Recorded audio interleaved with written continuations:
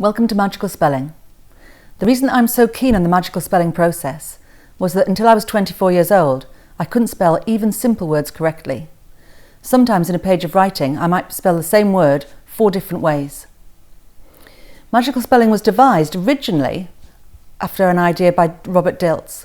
He studied natural good spellers and found out that most of them did exactly the same thing in their heads. They saw the word in lowercase letters, often up and to their left. Cricket Kemp learnt this strategy from Robert Dilts and went about finding a way to teach it easily and simply to pupils and to adults.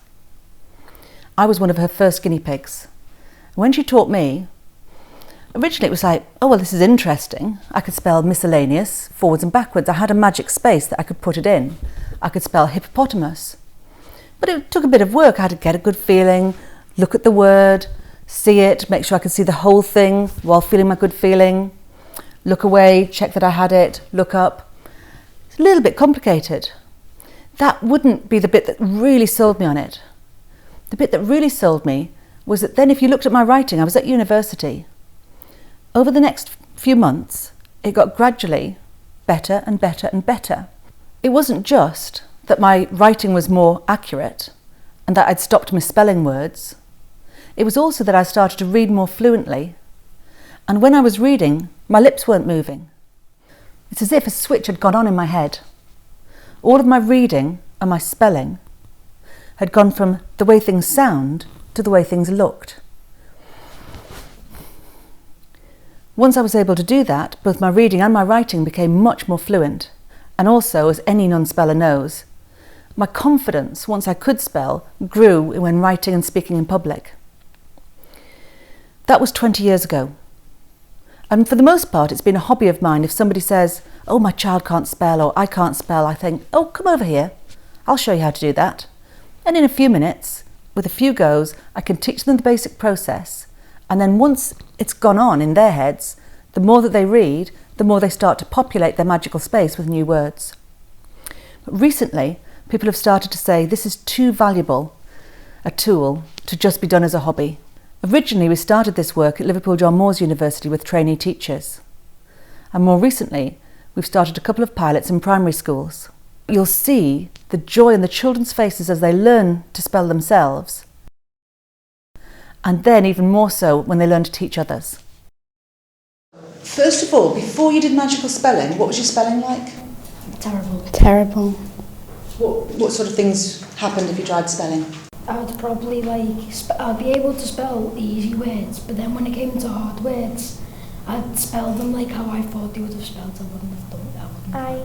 I would have had to use my orange little spelling log for things like miserable and words like that. But now that I know magical spelling, I know that I don't have to get my book out now because I know them. So when you know them, where do you know them? So if the people on the camera, people who are watching this, don't know about magical spelling, what are you doing with your words now? We're just getting into a magical space. Right. If we don't know them and we've been shown them, we just look at them for a couple of minutes and look at the words that you think are hard, and then you can just put them in magical space, and then it can just be there and you can see them constantly. Constantly? Then you can spell them forwards and backwards. Can you give us an example? I had diarrhea. Did you have diarrhea? Go ahead then. DIARRHOEA. And can you do that the other way as well? AEOHRRAID. So your magical spaces all seem to be in different places. Could you all point to them now? Mine's over there. That's quite different. So the magical space is unique to each child. That's lovely. So if somebody was saying, well, shall I learn magical spelling, what would you say to them? Yes. You can, because it's easy. It's a simple process because all you need to find is, or the main things you need to find is the place you feel good at or what you feel good at doing, and whereabout you feel comfortable looking. Great. Thank you very much. What we're looking for with this pilot is a bit of evidence to evaluate the impact of the process across a whole group of pupils, And we're looking to attract some funding to further the research, but also to create a learning resource for staff and pupils so that they can learn to do magical spelling without needing to bring in an outside teacher.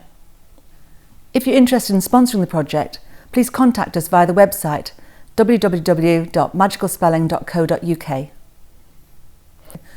And if, after watching this footage, you're interested in trying out magical spelling with your pupils or in your schools, then please, again, contact us through the website and we'll find a tutor in your area.